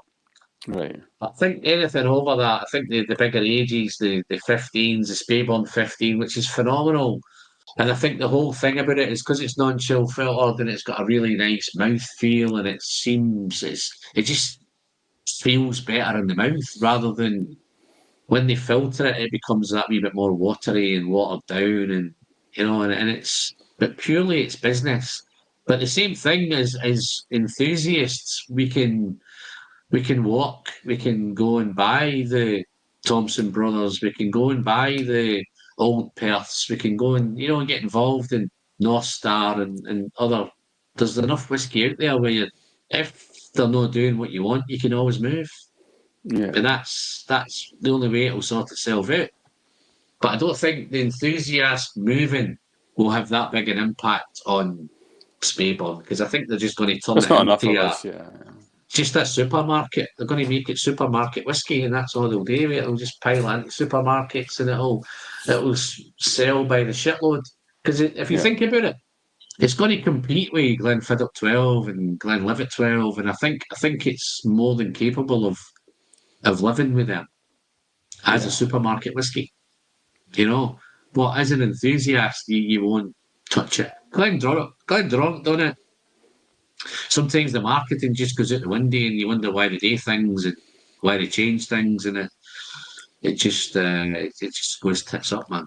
But it's all about profit margins, and whereas I think the younger stuff, it's more enthusiasts. It's whiskey guys who are making the stuff. Guys like Michael Henry at Loch Lomond, man, he just loves it. He's just a mad chemist, and they love just getting into their. Going in there, he must love getting in there every day and just doing what he does and let something just happen and come across it. And don't get me wrong, a lot of it's all planned out and whatever. But Loch Lomond's one of them crazy ones as well. They can virtually produce anything in there. Anything you want, column still, pot still, whatever, straight neck stills, everything. It's all going on there. But so. What are you thinking? We had enough, guys. We're coming up for just over an hour and a half. So I think that's keeping it sensible, unless you've anything else you want to talk about. Well, have you tried any of the Glenallachie 9s? The Oloroso. I'm waiting for the Palo Cortado. Yeah, they're the next 3 this year, aren't they? I'm a Palo Cortado freak. I'm a Palo Cortado freak in a minute. I tried to curb down on my spending, right? Because I've got I don't know if you can see over there, but I've got a wall full of Glenallachie, right? I've got every single 10-year-old. In fact, I've got doublers, triplers of them 10-year-olds. But I've done all of the PXEs and the Madeiras and all sorts of stuff. Hungarian oak and all. I've gone crazy. And then I've got a load of single cask Glenallachies. And then that next series came out, and I thought, like, it was Oloroso, wasn't it? Oloroso, PX, and something else. No, Oloroso, Fino, and PX. no. Mary, what was it? Oloroso, Fino, Amontillado. Amontillado. Okay, so Amontillado and Fino are pretty much. I can't see much difference between them. Fino and they're fairly similar, Amontillado. to be fair. Yeah. So then I'm thinking, well, I'll wait, and because Oloroso, I'm fucking Oloroso, dude, man. Everything I've got seems to be everything's sherried as an Oloroso. Yeah. So I didn't think that would float my boat that much. I didn't really need Tiro shooting. But if one came along at an auction and I thought it's 30, 40 quid, then I could dive in and pick it up at that kind of auction price. But I'm waiting for the Palo Cortado. I think what's the next three? The Palo Cortado. Is there a Manzanilla coming? Yes. And then I can't remember. So there are another 3 this year. So I think it's Palo Cortado, Manzanilla, and I can't remember what else that would be. But it seems to be it's a sherry series, isn't it? Yeah. It's similar to what the Springbank series is, where they've got the 10-year-olds coming out at PX and Palo Cortado and Amontillado. I think the next one of them is Fino. So but they were whiskies Amontillado. that I let people who had never tried whiskey before try them, and they loved them. Which one? Because it was the Oloroso. The Oloroso one especially. It was an amazing entry level. 48% as well. It's not. Absolutely, and I think they're fantastic. But the only reason I think I didn't pull the trigger on it is because I'm fucking. I've got a full wall there, man. I've got a full wall of Glenallachie, right? And that's got the turbos, the chinkapins, the original, the sherry. To give you an idea, I picked up the original and the sherry ones at auction for 30 quid each, right? Oh, yeah.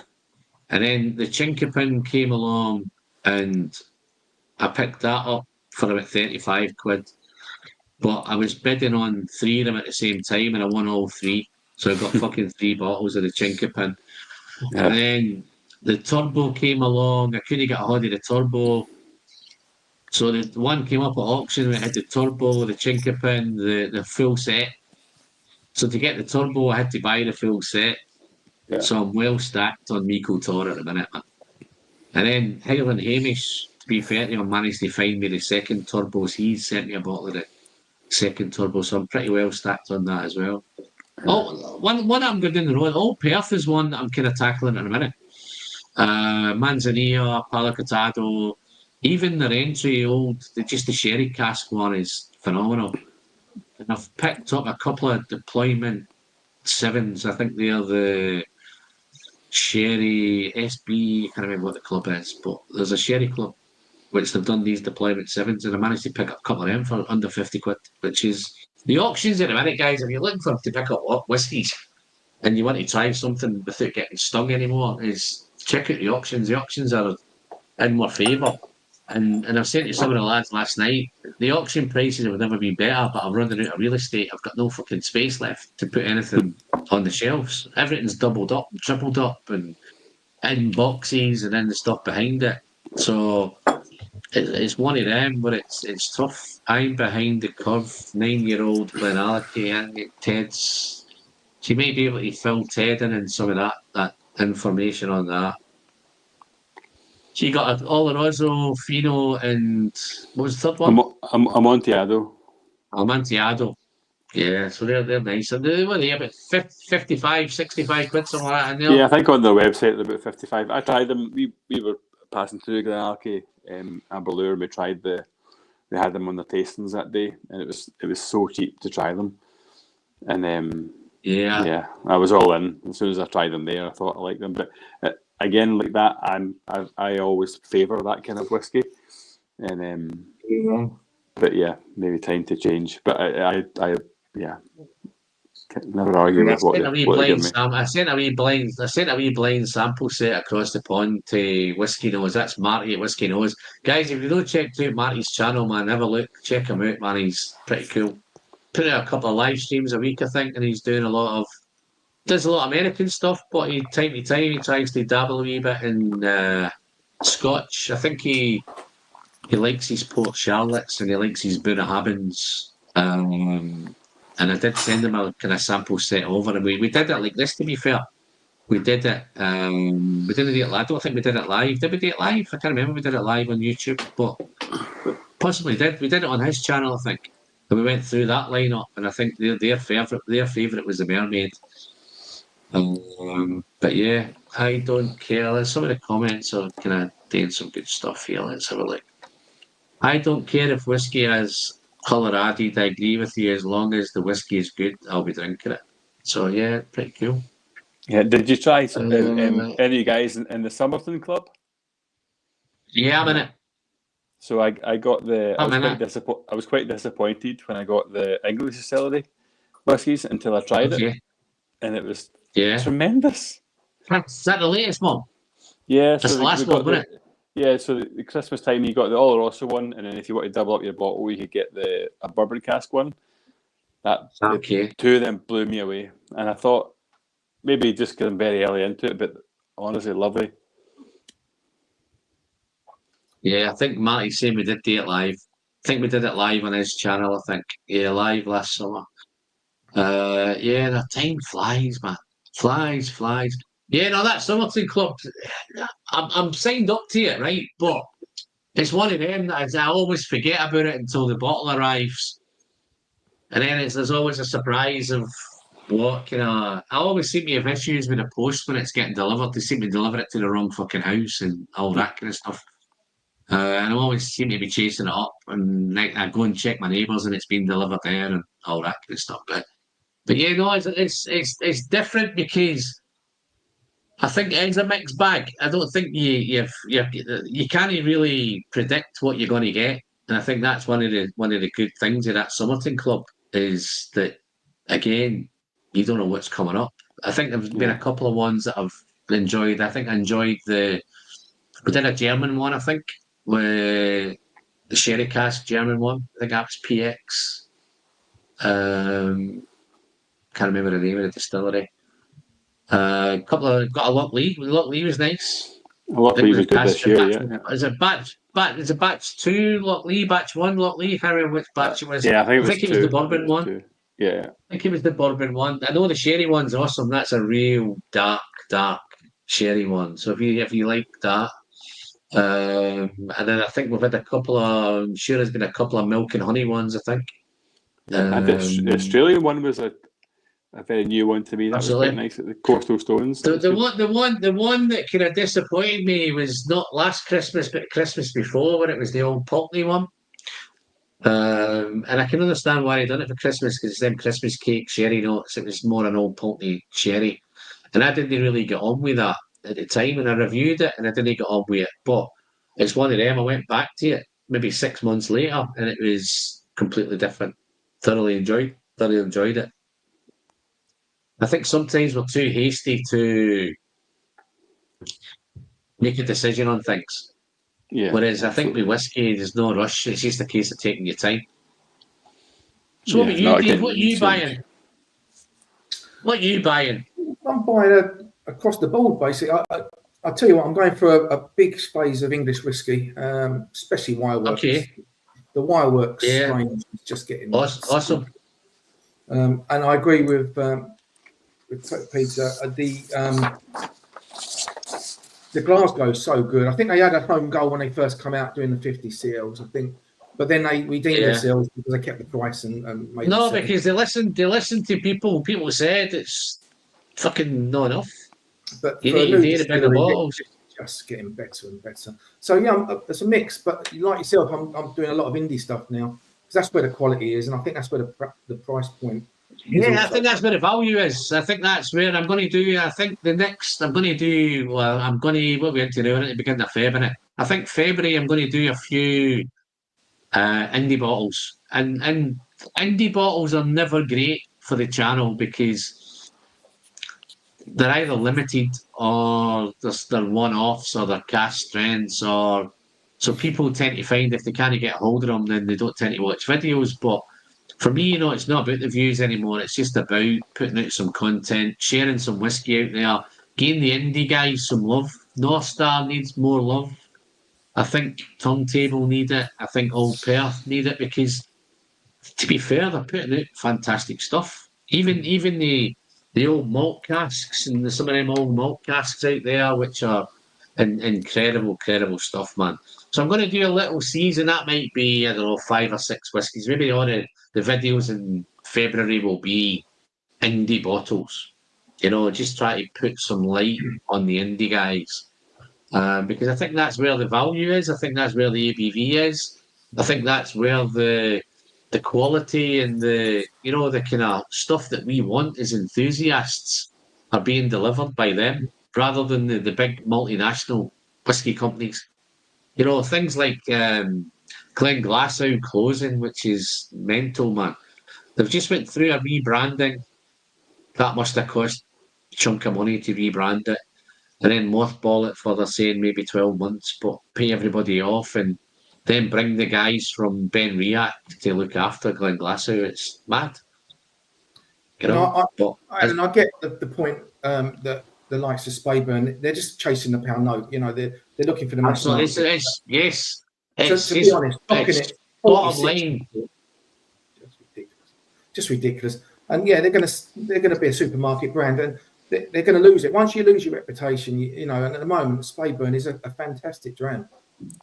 46, but once they drop that down, it goes in the supermarket. They've lost me. But even the 18, I was even getting to the stage where the pricing of the 15 was great, but the 18 is also great, right? And there's not much. When you look at 18-year-old whiskies, the Speyburn 18 was one of them that was in your price point, and you would say, yeah, no, I'm happy to pay it. It didn't bust any banks. It got to the stage where I made a decision whether I was going to go, well, I buy the 15 now, because the 15, when it gets a bit of traction, the 15 kind of pricing started to hike. I was buying it at 50 quid, then it was 55 quid, then it was 60, then it was 65. So that was going up. Whereas the 18 was still hovering about 80 quid. Now, I thought the value then was in the 18 at 80 quid rather than the 15 at 65, 70 quid. So, and then all of a sudden that's going right out the window now because they're just going to fucking kibosh it and make it off 40%. And it'll become a supermarket brand, and it'll be these big supermarkets in America, it'll be bottom shelf stuff, and it'll just tick over and they'll knock it out. Because I don't think they can deliver the same quality of whiskey at 40% that they are going to be at 46. You know what I mean? It's just not going to carry the flavour at 40%. We all know it. You start chill filtering, shoving colour in it, and certainly chill filtering down to 40%. That's our market gone. But let's face it, we're only probably 1% of the market. It's business. Absolutely. And there's always another whiskey out there.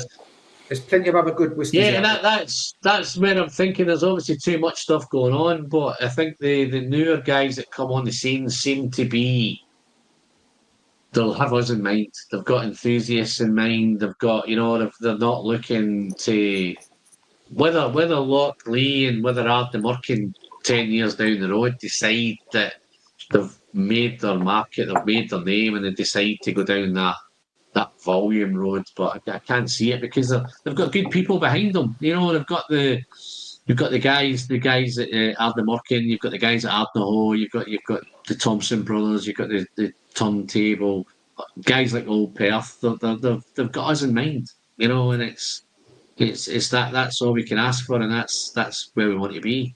Yeah. So, guys, it's been great. What's your thoughts? What's your final thoughts on the tasting? Did it do all right with the tasting pack? Yeah, hit the spot for me. You can lie if you want.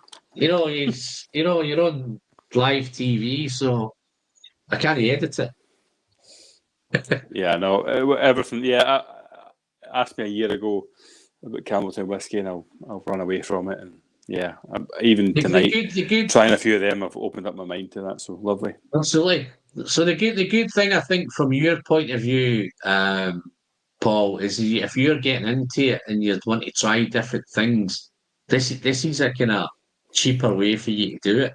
You could pay your 30 quid or whatever it is, your 35 quid, and pick up some different whiskies that you've not got out and buying a bottle of it to try it. So you can try it if you like it. Then you might go down that road and think, you know what, I'm going to buy a bottle of Kilkerran 8, I'm going to buy a bottle of whatever. And in the same way, the packs can be geared to newbies who want to get that Bunnahabhain 12 stuff and the Kilkerran to the entry level stuff. So the packs are really, really adaptable to the individual. And as I say, if you've got groups, you want to get your group involved and you want to. So you could buy a pack and you could do this in your group yourselves with it, you know. Or the plan going forward is if there's enough of the guys involved, then I would might do more of this and do it this way. But you can do it on your own. So if you've got a group of lads that are into whiskey, you've got a whiskey club, then you could buy a set of packs and do them all yourselves, whatever. Yeah, no, So it makes sense. that's pretty much. Yeah, I like it. Yeah, well done, Alan. That's well pretty done. much where. That's pretty much where we are. So it's just in that trial thing to see whether people like it, whether they don't like it. If it's going to work, then it'll work. If it doesn't work, then it doesn't work. You know what I mean? So, but I think I'm doing them at decent money. So you're getting to try some good stuff, and it's a reasonable price. It's not going to bust any banks. And if you do like them, then you tremendous can price. chase them up yourselves.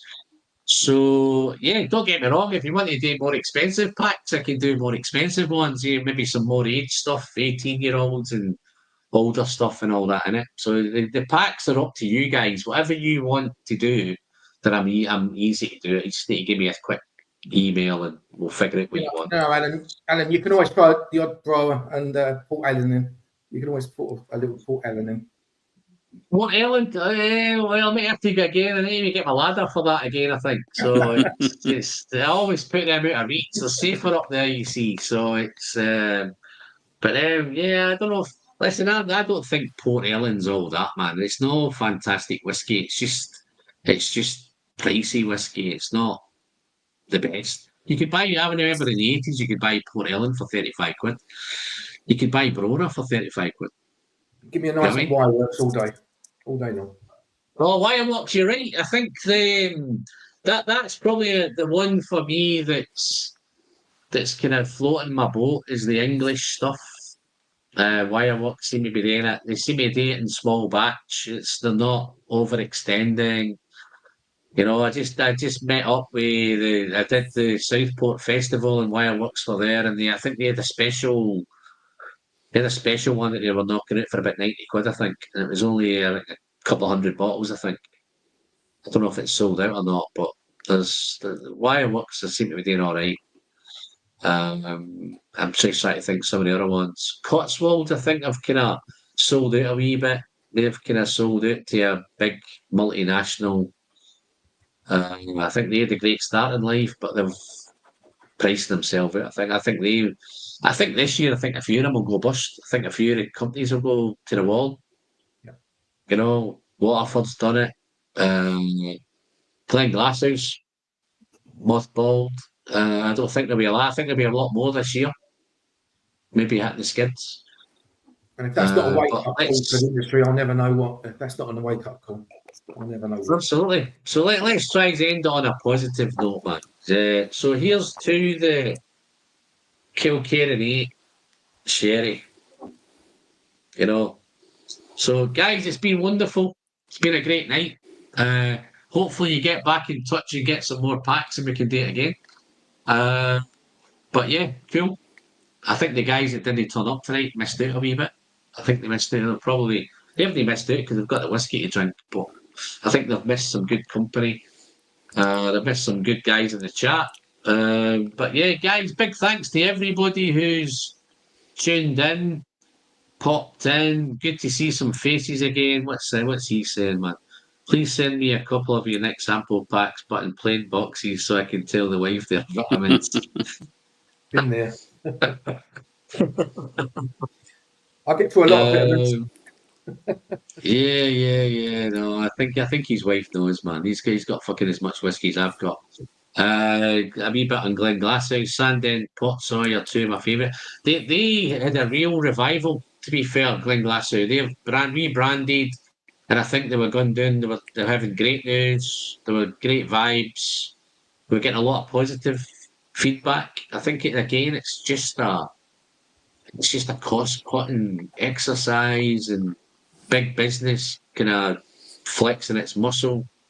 And I can't for the life of me understand why they did the rebranding and then they planned to close it less than 12 months later. So it's a funny one. So I'll have a quick flick through just in case I've missed any chat here, guys. Any comments? I think I've done all these. I think I'm up to date. I think, to be fair. Still got 19 people. I've done all right, guys. We've kept a few of them in. Some of them might come in a bit later. Yeah, some of the guys I'm into Aaron. Yeah, pretty cool. So I think we're up to date, guys. So I think we're just going to get it just under 2 hours, which is pretty cool. I'm sure the wife will be happy with that now. But guys, thank you very much for your support. Thanks for picking up the packs, and hopefully we can do it again. The packs that I've just produced there, don't figure out that's not all it is. If you contact me and you want to do a specific pack, you want to do an Isla pack, or you want to do a Speyside pack, or you want to do cash strength pack, then hit me up, and we can certainly work out something and put something together. But other than that, again, big thanks to everybody, guys. Hopefully you've all liked and subscribed, and Patreon for me is fantastic because I've got the best bunch of Patreons ever, man. I think you're one, Dave, aren't you? Dave's one of the Patreons. So a lot of the guys, some of them do it for free, some pop me a little bit now and again, and it just helps to buy more whiskey. So it's fantastic. The community's great. The great thing for me is I don't really do much, and they all seem happy enough. So I'm not as if I have to pop out videos every week on Patreon to keep them happy. But I'll big shout to all them guys. But other than that, that's me. I'm Alan. I'm the whiskey friend.